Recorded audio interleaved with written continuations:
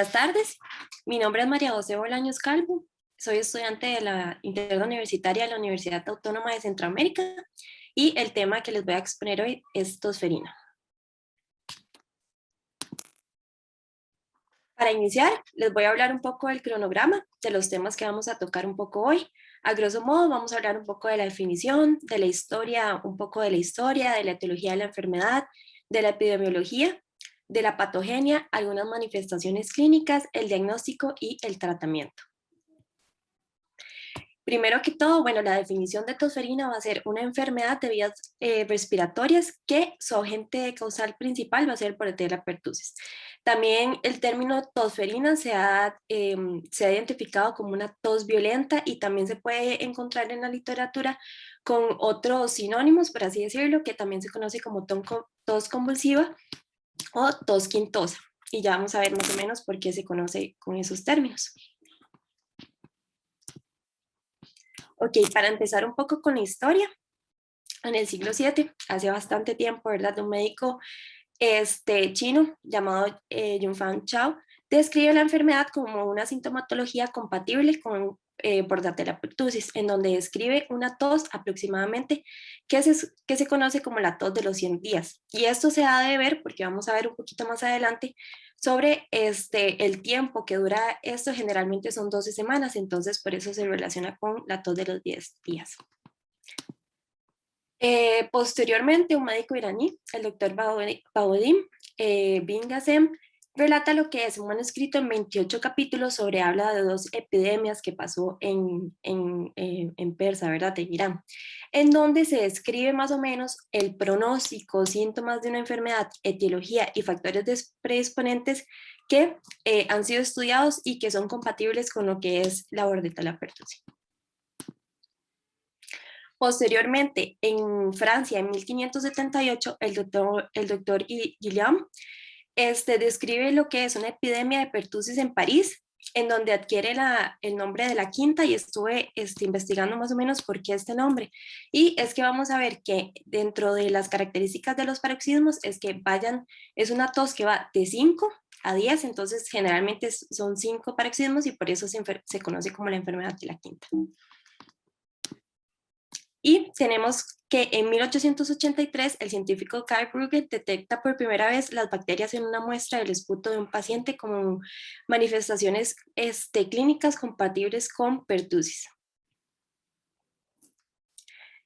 Y para 1900 tenemos que el científico Jules Bordet visualiza pequeños bacilos gram negativos en un esputo obtenido de su hija de 5 meses, quien en ese entonces sufría ataques de tos. Sin embargo, estos no pueden ser cultivados. 6 años más tarde, su hijo vuelve a tener una infección. Entonces,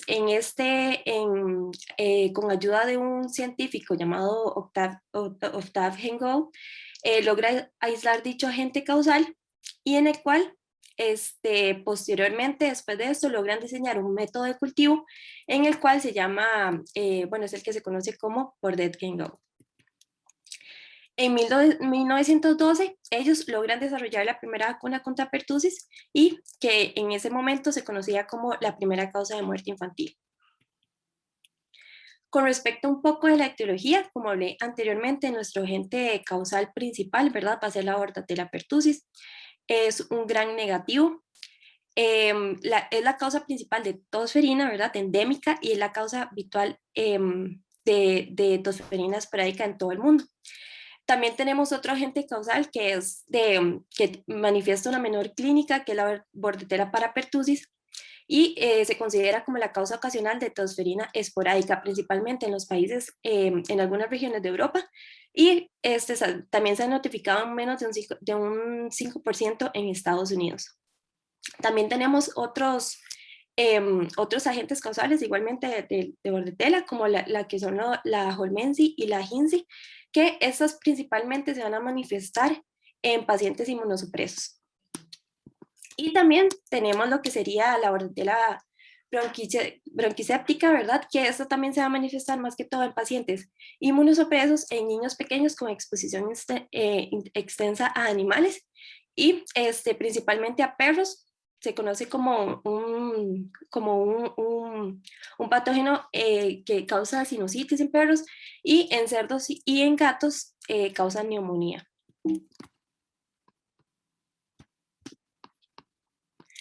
Con respecto a la epidemiología, tenemos que la Organización Mundial de la Salud sugiere que en el 2008 hubo aproximadamente 16 millones de casos por tosferina, ¿verdad? Y de esos casos hubieron aproximadamente 195.000 muertes infantiles. Y esto es importante de notar que el 95% de las causales se produjeron en países desarrollados. También tenemos que la misma organización indicó que el 82% de los lactantes de todo el mundo recibieron 3 dosis de vacuna, y esto nos evitó aproximadamente 687.000 muertes en lo que fue el 2008. Y también es importante recalcar que antes de la vacuna, esta se consideraba una de las enfermedades más frecuentes y con mayor mortalidad en enfermedades transmisibles en niños menores de 14 años. También tenemos que numerosos estudios han demostrado que la tosferina en un 13 o un 22% más o menos de los adolescentes y adultos con enfermedad cursan con una tos más o menos de unos 7 días. Esto va a variar dependiendo obviamente de muchas características que vamos a exponer más adelante. En el 2006 se recomendó la combinación del toxoide tetánico, el toxoide diftérico, ¿verdad?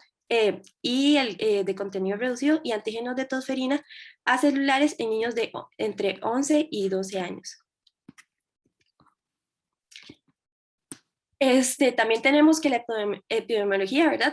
Se ha observado un cambio en el cargo de la enfermedad en grupos de edad de 7 a 10 años en el 2010. Bueno, esto es básicamente un poco de evidencia internacional, y de un 13 a 14 años en el 2012 y de 14 a 16 años en el 2004, a medida de que el cohorte de los niños vacunados exclusivamente con la DTPA. Y esta se considera generalmente una enfermedad de la infancia, y la tosferina también puede afectar a personas de todas las edades, ¿verdad? De todos los grupos etarios. ¿No? Generalmente pues se manifiesta en edades infantiles, pero sin embargo también se puede afectar en adolescentes y adultos, y se identifica cada vez más a menudo como causa de la tos prolongada en adolescentes y en adultos. Entonces aquí puse una gráfica muy interesante en donde vemos la incidencia de tosferina por 100.000 habitantes en un año en los Estados Unidos. Y este tiempo contempla de 1976 al 2006. Entonces vemos cómo hay como unos picos, por así decirlo, que en todas las bibliografías siempre hablan de eso, y posteriormente del 2001 hay un pico bastante grande, ¿verdad? En lo que es la población estadounidense, y esto tiene que ver muchos factores, ¿verdad? Se ha demostrado que el tiempo de inmunidad que se tiene varía mucho, y que también por eso son necesarios los refuerzos, y también tenemos los movimientos antivacunas, etcétera, que nos van a modificar la incidencia. Y hablando un poquito de lo que sería la epidemiología costarricense, tenemos que en el año 1950 se introdujo la vacuna triplobacteriana. A partir de 1974 se va a incorporar las 2 dosis adicionales aplicadas a los 15 y a los 4 años de edad. En el 2001 se incrementaron las casos de menores de 6 meses, y en el 2006 se incrementa el caso de tosferina. Y entonces aquí también quería recalcar, bueno, esto es una gráfica, ¿verdad? Que se puede observar en la página es una gráfica que tenemos del protocolo de vigilancia de tosferina, en el cual vemos cómo desde en 1961 tenemos unos picos de brotes, ¿verdad? Y ya posteriormente a la vacuna, son casi que bajó muchísimo la incidencia en el país, y ya posteriormente tenemos que en el 2019 el Incidencia tuvo que hacer una alerta porque hubo un aumento de casos de tosferina en Costa Rica. Entonces tenemos aquí en donde nos dicen que de 23 muestras que fueron procesadas, en donde 120 muestras que fueron procesadas, 23 salieron positivas. Y tenemos que el mayor incremento de casos fueron en lo que sería San José, Alajuela aproximadamente, y en Punta Arenas. Bueno, dependiendo del hospital en donde se estudia, ¿verdad? Pero eso hizo un llamado a la población, ¿verdad? Y también es importante ver el estado de vacunación que tenía la población en ese momento. Y vamos a hablar un poquito sobre la patogenia, ¿verdad? Entonces, generalmente el contacto puede ser indirecto o indirecto, ¿verdad? Donde vamos a tener ingreso de partículas por lo que sería la nasofaringe, o indirecto cuando tocamos superficies que están contaminadas por la bacteria y que posteriormente la tocamos con las manos, etcétera, y nos las podemos llevar a la boca, ¿verdad? Y va a haber el contagio de la enfermedad. Entonces, para empezar, vamos a tener la unión del microorganismo a las células epiteliales y ciliadas de la nasofaringe, que posteriormente esto nos lleva a una fijación mediada por las adenidas superficiales, como por ejemplo lo que son la pertactina, la hemaglutinina filamentosa, y esto nos llega a que el patógeno se fije en la nasofaringe por medio de ciertos mecanismos patológicos y ahí mismo se multiplique. En realidad, en todas las literaturas decía que aún no está muy demostrado o evidenciado el porqué de la clínica que se presenta. Se cree más que todo que es por la toxina pertussis, que es la toxina más virulenta, y que esto nos va a dar ciertas consecuencias como lo que son, por ejemplo, la disfunción leucocitaria, etc. Ya posteriormente de esto nos va a alterar las defensas del hospedador mediante la toxina de latosferina, como lo mencioné anteriormente, y la toxina adenylatociclasa. Y como por último vamos a tener una invasión local que nos va a producir una inflamación sistémica y con todos los síntomas desencadenantes. Hablando un poco de las manifestaciones clínicas, vamos a tener diferentes fases en las cuales se describen, ¿verdad? Vamos a empezar, Vamos a empezar con la fase catarral, posteriormente con la fase paroxística y terminamos con la fase de convalecencia. Ok, hablando un poco de lo que sería la fase catarral, vamos a tener que tiene aproximadamente un periodo de incubación de 7 a 10 días, ¿verdad? Este periodo va a ser en un paciente que se considera sano, ¿verdad?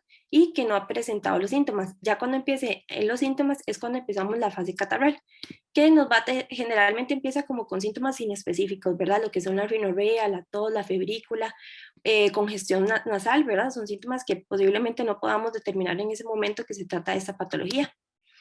Suele durar aproximadamente unas 2 semanas y ya posteriormente se vuelve la paroxístico, ¿verdad? Entonces vamos a tener la fase paroxística que nos va a mostrar la clínica tos más frecuente con accesos repetitivos de 5 a 10 golpes, ¿verdad? Es bastante fastidiosa. El vómito es frecuente después de la tos y esto nos puede tener desencadenantes también para el individuo, ¿verdad? Y los excesos de tos pueden terminar como un gallo y así se documenta en la literatura, que es un sector expiratorio y se escucha posterior de los excesos que tiene el paciente, y generalmente también termina con un tapón mucoso, se puede describir así. También estos paroxismos frecuentes pueden tener algunas complicaciones, ¿verdad? Como distensión de las venas del cuello, ojos saltones, protusión lingual, cianosis, y esos también nos pueden dar ciertas complicaciones en los pacientes, como son la hemorragia subconjuntival en ojos, etcétera, ¿verdad? Nos puede desencadenar hernias abdominales, etcétera, ¿verdad? Por los paroxismos. Ok, el aspecto del paciente generalmente va a ser normal y obviamente cuando tenga las crisis de los paroxismos se va a evidenciar una fatiga creciente. La frecuencia de los paroxismos es variable, pueden haber desencadenantes que hagan que sea más frecuente y generalmente por los vómitos puede haber pérdida de peso por la interferencia también de la ingesta de alimentos, ¿verdad? Más que todo cuando tienen esas crisis de los paroxismos.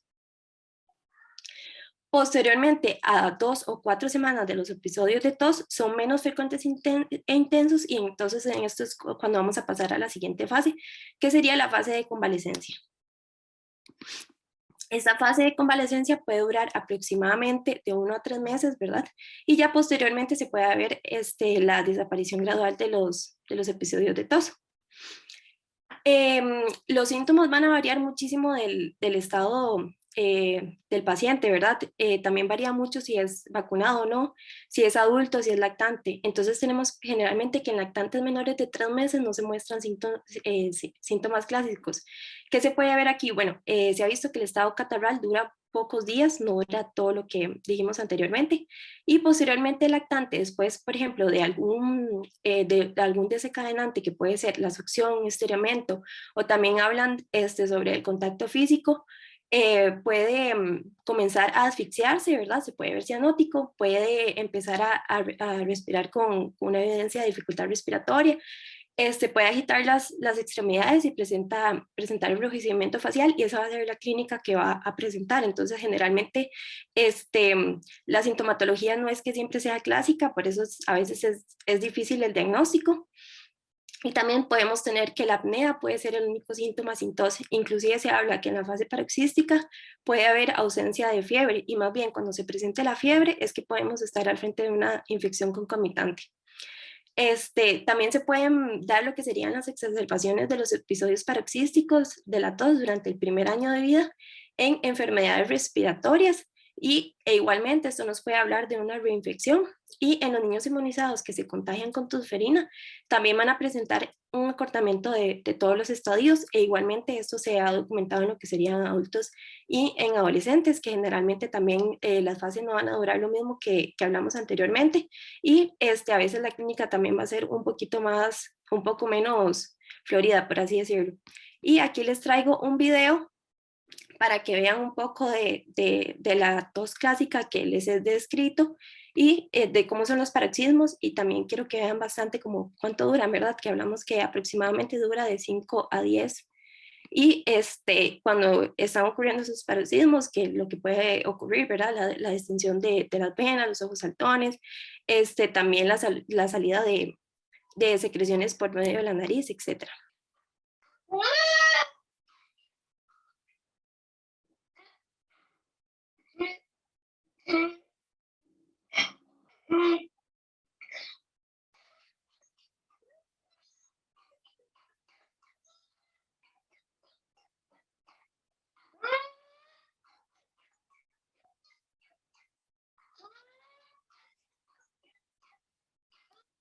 Adelantar un toque para que también puedan ver los otros, porque duran más tiempo.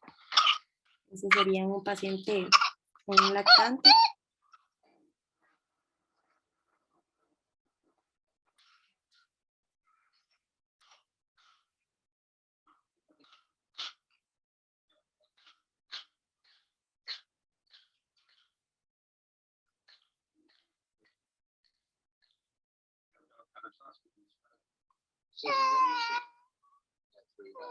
What does it do to you? It frightens me. What goes through your mind? I know a lot of things I'm losing. Are those genuine fears? Is there a possibility that... Bueno, entonces ahí pudimos ver un poquito como de la descripción de la tos característica que les estuve describiendo, y importante ver como más que todo la presentación, ¿verdad? En cada paciente, y tener en cuenta la sintomatología en los lactantes, que no siempre va a ser una sintomatología clínica, igualmente en los adultos y en adolescentes. Entonces espero que les haya servido un poco de ayuda ese video. Ok, hablando un poco del diagnóstico, ¿verdad? Generalmente el diagnóstico va a ser con la clínica que se obtiene del paciente, ¿verdad? Se habla como de episodios, una tos que dura mayor a 14 días, cuando tiene el signo del gallo, por así decirlo, se cree que es altamente específico para hacer un diagnóstico de tosferina. Sin embargo, necesitamos pruebas complementarias que nos puedan hacer un diagnóstico definitivo, como lo que son los cultivos.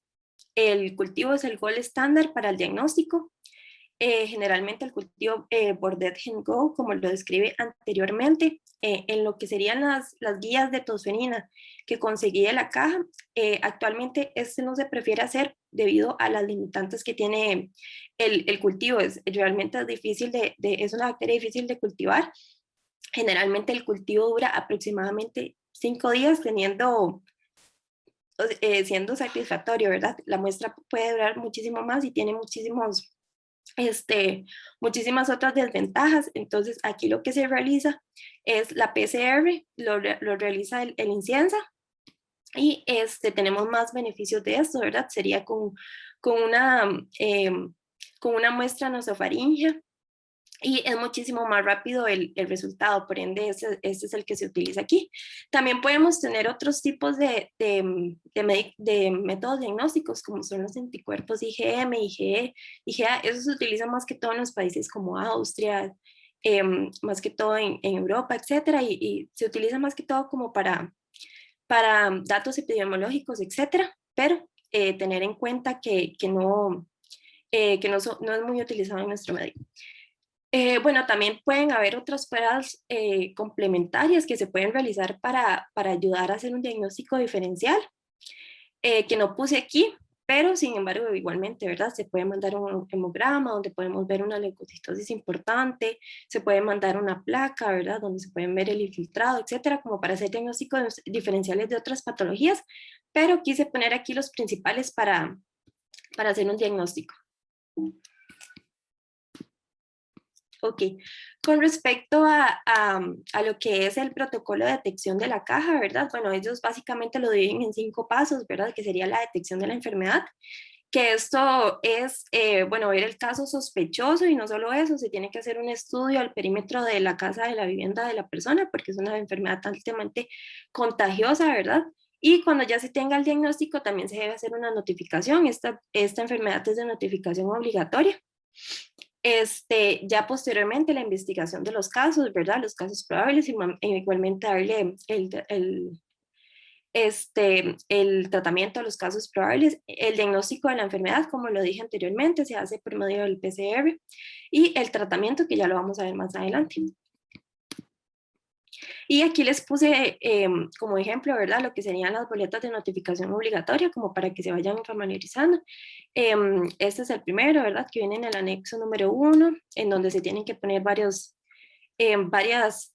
datos del paciente, básicamente, ¿verdad? Y muy importante, los antecedentes vacunales. Aquí está otra de las fichas que se deben poner, ¿verdad? Para lo que sería la notificación obligatoria. Y como tratamiento, tenemos que la base del tratamiento se utiliza prácticamente en todas las guías que revisé, ¿verdad? De primera línea se utiliza lo que serían los macrólidos. Tenemos que en pacientes de menos de un mes se utiliza la acitromicina como primer tratamiento de elección. Se utilizan 10 miligramos por kilo por día en dosis únicas por 5 días. La eritromicina no está recomendada para este grupo, ya que se ha asociado con la estenosis hipertrófica del píloro. La claritromicina tampoco se recomienda, y el trimethoprim está contraindicado en menores de 2 años. También tenemos lo que sería en pacientes de 1 a 6 meses, la acitromicina, igualmente en una dosis de 10 miligramos por día en dosis únicas por 5 días. La eritromicina se podría utilizar a 40 miligramos por kilo por día, dividida en cada 6 horas por 14 días. Y la claritromicina tenemos que se puede utilizar 15 miligramos por kilo por día, cada 12 horas por 7 días. Y el trimethoprim también se puede utilizar 8 miligramos por kilo por día. También podemos, ay, disculpe.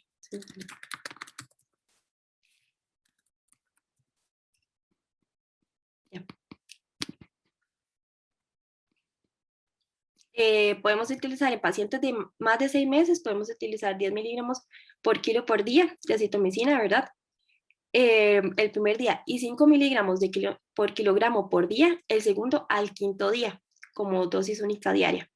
La eritromicina se puede utilizar 40 miligramos por kilo por día, cada 6 horas por 14 días y con un máximo de 500 miligramos cada 6 horas. La claritromicina se puede utilizar 15 miligramos por kilo por día dividido a cada 12 horas y por 7 días, máximo 500 miligramos igualmente.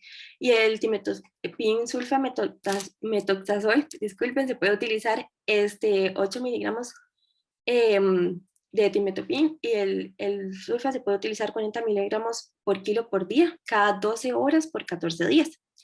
En lo que sería adolescentes y adultos, ¿verdad? Bueno, en el grupo que nos interesa en este momento, adolescentes, sería de acitromicina 500 miligramos el primer día y 250 miligramos el segundo al quinto día. La eritromicina se recomienda 500 miligramos cada 6 horas por 14 días y la claritromicina se recomienda 500 miligramos cada 12 horas por 7 días. El timetopin se recomienda 160 de timetopin, 800 entre 800, perdón, miligramos cada 12 horas por 14 días. Y aquí dice la indicación, vamos a ver. Ok, y aquí también quise poner lo que sería el tratamiento que recomiendan en el protocolo de la caja, ¿verdad?